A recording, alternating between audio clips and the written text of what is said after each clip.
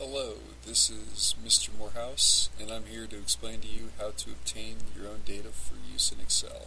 Of course, it is by me.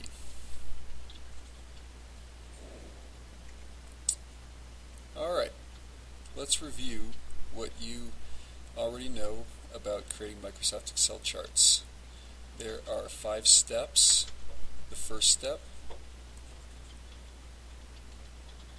figure out what you need to do, and this is typically done by reading the instructions, probably in extreme detail. Remember, one sentence might have more than one instruction. Next, get your data. Next thing you want to do is manipulate your data. This might include creating calculations. Then, make your chart and do something with it, which could either be making a decision or sharing it with others.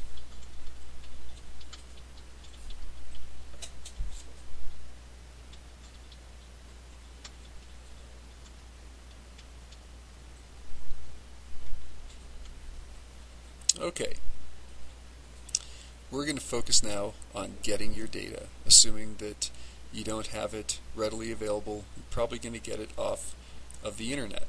Not always, but probably the most common place that you'll get data is students. There's 5 common data formats that you'll find on the internet or other locations.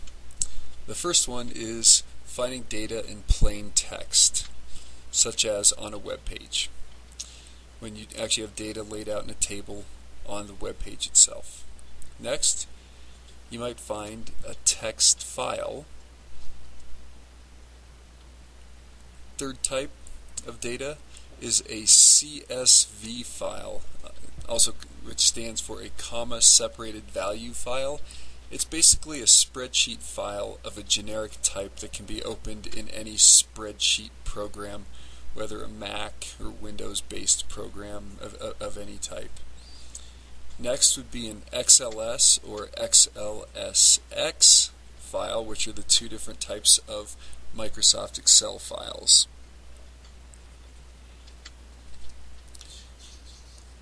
And of course, text files, since we're dealing with, I'm using file extensions here, we may as well mention that text files have a .txt file identifier. Finally, you might have various database files. There's many different types. The main thing to understand is that they are ways you can get data. We won't be using them, so probably good information for the future.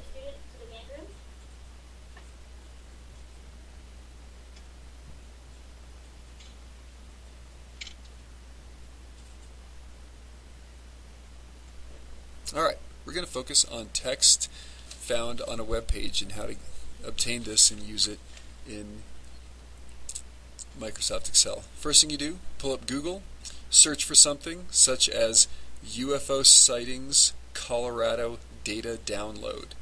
This is very important, or it's very important that you put in the words data when searching for data, because that will help you get to the right web page. Here's a list of data on UFO sightings for different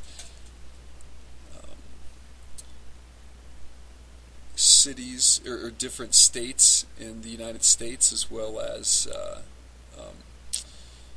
Canada. You'll notice I just select the text on the web page just like I would if I was in a Microsoft Word document. I choose copy. Then I'll open Microsoft Excel, and I'll click on the cell A1. I'll right mouse click, choose Paste Special,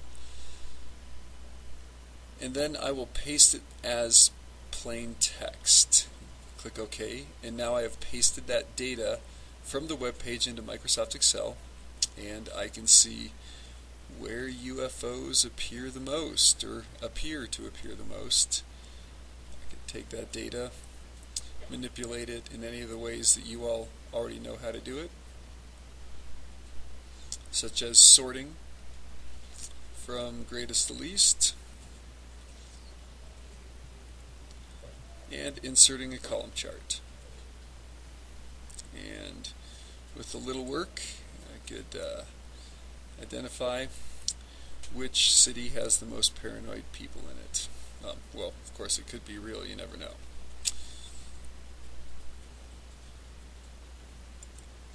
Okay, at this point, what I'd like you to do is to go ahead and go out to the internet and search for the exact same criteria that I did, find the data on UFO sightings, copy and paste it into Microsoft Excel, and then try to graph it yourself and see if you're able to do it without any problems. If you have problems, look back at the steps that we've just gone through and make sure that you're following them exactly. Alright. Now, what we'll do is we will focus on text files. Files that have nothing but just letters and numbers in them. In the Lesson Resources folder under Spreadsheets, there is a file there's a text file with the Wolf Creek Pass weather data. It's actually the file I used to create the spreadsheet that we've been working with over the past number of days. You can create the Microsoft Excel spreadsheet from this file yourself. What you do is you go to Microsoft Excel, to the Data tab, and you click the button in the lower left-hand corner. It says to obtain data from a text file.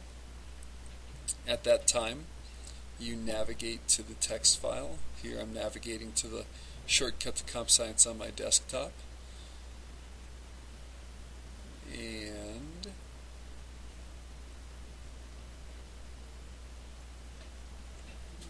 one second.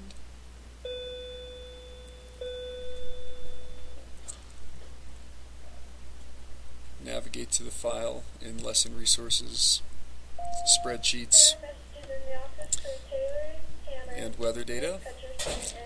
I import it by clicking the Import button. Now what I do is I need to choose whether to import it as a delimited file or a fixed width file. I click on delimited first, always a good strategy, and I see the data and I try to click on different squares and get vertical lines or column separators to appear between the columns of data. You see me trying various ones here, and you see that none of them are creating vertical lines or columns between the data. So I go back, I click the back, I click fixed width, and then you see that I get the vertical column separators. So I click next and then finish. Say yes, go ahead and import the data to cell A1, and I get the data. And I've just imported the data from a spreadsheet. Fairly straightforward, or imported the data to a spreadsheet from a text file. Fairly straightforward. Now, what I'd like you to do is I'd like you to go ahead and try this yourself by going to the Would you come to the office, please? To the Spreadsheets folder in Lesson Resources and import the data from the Wolf Creek Pass text file into Microsoft Excel just like I did.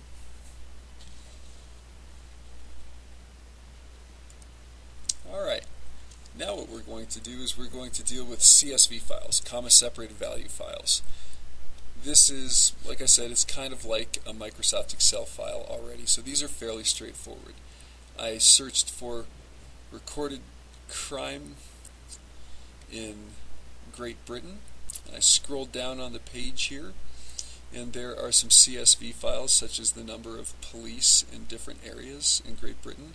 And what I do is I click on the file and there's a download link. I right mouse click on the download link and I choose Save File As.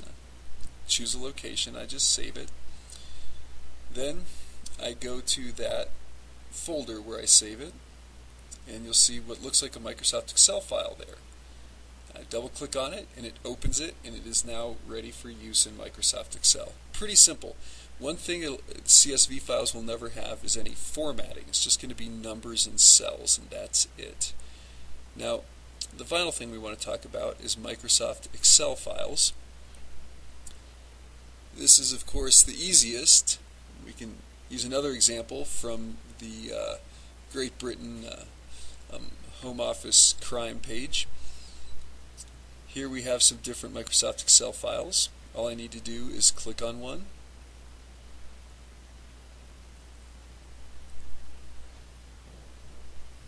Right mouse click on the link, choose Save Link As, give it a name, save it to a location on my computer.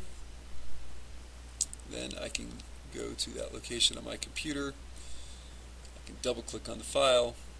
I can open it up. It's in Microsoft Excel, and you'll notice that I have formatting this. I have bold, I have lines separating different columns and rows, lots of different formatting, aligned left, aligned right. All of that carries over into Microsoft Excel. What I'd like you to do now is to go ahead and attempt to download a CSV file and a Microsoft Excel file from the same location on the internet that I just did, and open them in Microsoft Excel and see how that works.